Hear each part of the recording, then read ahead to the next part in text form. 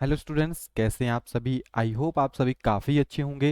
And जिस चीज़ का आपको इंतज़ार है काफ़ी टाइम से, जो है आपके एचपी टैट की आंसर की, ऑलरेडी आपको जो आंसर्स है वो ऑलरेडी मेंशन कर दिए गए हैं। फिर भी सभी बच्चों के मन में और सभी टीचर्स के मन में भी डाउट रहता है कि कुछ क्वेश्चंस ऐसे होते हैं जिनमें थोड़ी सी दुविधा है, और कुछ क्वेश्चन सही भी होते हैं लेकिन फिर भी आंसर की में गलत आती है, तो उसके लिए ऑब्जेक्शन आपको करना पड़ता है। तो आपकी जो आंसर की है उसकी हम डेट की बात करेंगे कि कब जैसे आपके पास आ सकती है। तो हम फैक्ट्स के ऊपर बात करेंगे, हवा में कोई भी बात आपके पास नहीं करेंगे। तो अगर आप बात करेंगे नवंबर टैट की, तो अगर आप अराउंड जितने भी टैट आज तक हुए हैं जिनकी आंसर की आपको प्रोवाइड करवाई गई है, उनमें अगर आप देखेंगे तो कम से कम 20 से 25 दिन लगते हैं आपके पास आंसर की आने में। कितने? 20 से 25 दिन। और या आपके पास 30 दिन के अंदर यानी 1 मंथ के अराउंड जो है वो आपकी आंसर की को रिलीज किया जाता है। काफी लेट प्रोसीजर है, डोंट नो ऐसा क्यों किया जाता है। आंसर की को हो वैसे तो आपके जैसे एग्जाम होते हैं उसके शाम को भी डाल सकते हैं, क्योंकि आंसर की तो बनी होती है पहले से ही, है ना। तो आपके पास जैसे अगर हम एक जनरल पैटर्न में चलें तो आपके एग्जाम 25 के अराउंड शुरू हुए थे, 25 से चले थे आपके एग्जाम। सो अगर इसके पेपर या इस पेपर के अकॉर्डिंग हम देखें तो आपकी जो आंसर की है वो 20 और 30 के बीच में आएगी, यानी इस महीने के 15 के बाद और 30 के बीच में आपकी आंसर की कभी भी आ सकती है। क्लियर? क्योंकि ये एक जनरल पैटर्न है।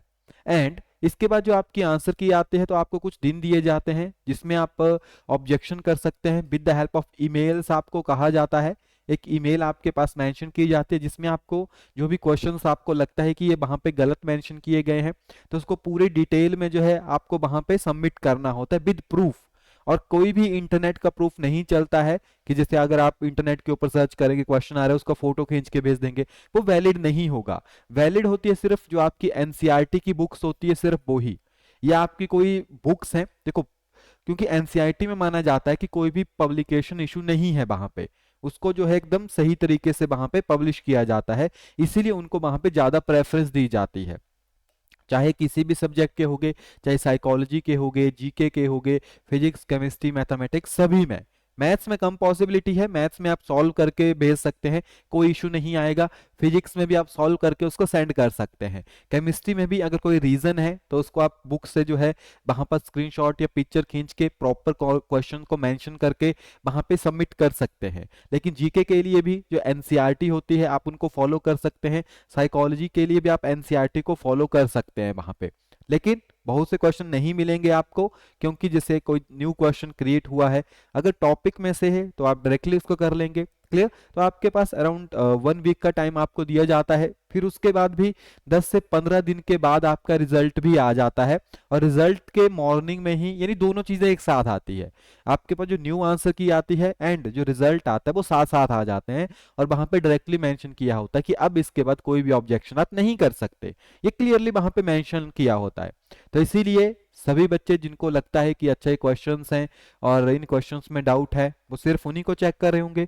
एक दो क्वेश्चंस होते हैं उनमें, बाकी नहीं होते आपके पास। तो बाकी तो आपके सामने हमने पूरी आंसर की मेंशन कर दी है, जिसे हमने बच्चों को मेंशन भी किया था कि अराउंड 80 to 90% वही सिलेबस एग्जाम में देखने को मिलता है जो टीचर्स करवाते हैं। बाकी स्टूडेंट्स के ऊपर डिपेंड करता है कि स्टूडेंट्स ने उसको किस तरह से वहां पे अटेम्प्ट किया है। काफी अच्छा पेपर था इस बार, काफी इजी पेपर्स आपके पास आए थे। लेट अस सी कि क्या आपके पास आंसर की में आता है। तो आंसर की आपके पास 15 से और 30 के बीच में, तो अराउंड ऐसा मान के चलिए कि 25 एवरेज है आपके पास। क्लियर? आज आपके पास 12 तारीख है, तो 25 तारीख के अराउंड जो है आपकी आंसर की देखने को मिल सकती है। जल्दी आ जाएगी, बहुत अच्छी बात है, लेकिन एक मिनिमम टाइम क्राइटेरिया जो प्रीवियस पैटर्न के अकॉर्डिंग है वो है आपके पास 15 से 30 के बीच में।